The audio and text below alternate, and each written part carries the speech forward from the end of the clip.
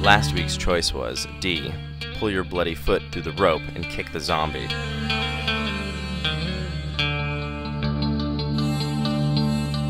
Our man pulled his mutilated foot through the rope that bound it to the post. Make no mistake, it hurt, but that didn't matter to Jethro. He watched from his pinned position on the cross for the zombie to stagger just a little more to the right.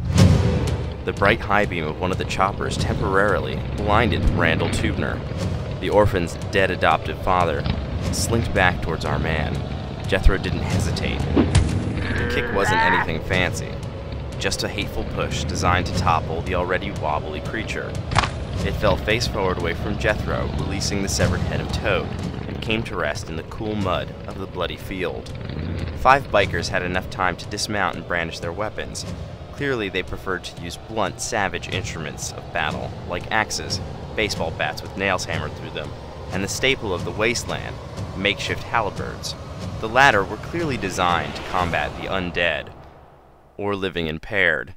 They were long enough to keep a zombie at bay, cheap to produce, really nothing more than a sharp slab of metal at the end of a long pole. Mind you, the bikers did have guns, only they were smart enough, or their leader was smart enough, to have instilled the discipline in his clan that guns were for humans. Bullets would one day be as precious as clean water, thought Jethro. The bikers descended on the vulnerable corpse of Randall in a wave of swinging, cutting, and crushing attacks.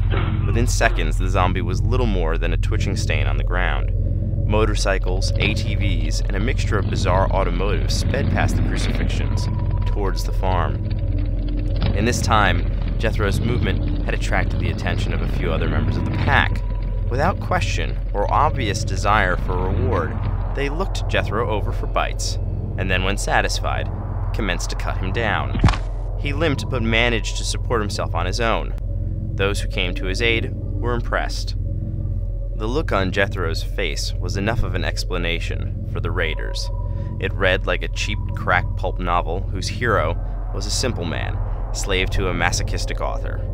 That, combined with the aid of subduing the Tubner zombie, was enough to earn him some temporary respect. He reached down into the mud and pulled back Toad's head. Toad gave him a look of relief, but said nothing. The raiders gathered around Jethro, watching the body of Betsy. He reached out his hand towards the raiders and spoke one word. A word not one of them would need further explanation of intent to understand. Gun.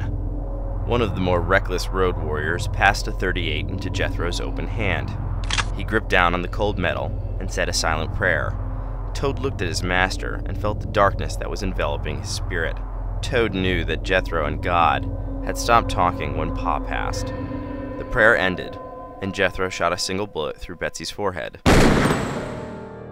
Our man passed back the firearm, not wanting to push his luck. His overwhelming desire for revenge motivated his body. He gathered his boot, dumped his toes into his hand, and then slid them into his pocket. Took a few more paces where he had spotted a machete, retrieved the blade, and began walking towards the farmhouse. The bikers surrounded the electric fence. Some were tossing hooks connected to chains over the obstacle. The bikes continued to rev. Then from somewhere in the pack, a flare was shot into the sky. The hooks took hold of the fence. The chains connected to the bikes dragged it down. It was as if the Turks were invading Constantinople all over again.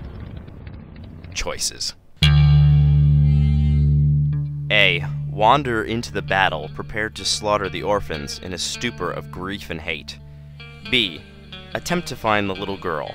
She's probably innocent and deserves to get out of this alive. C. Killing children is well beyond Jethro. Look for booze, cough syrup, any drug, and go to your happy place. D. Crawl around the farmhouse looking for Toad's body.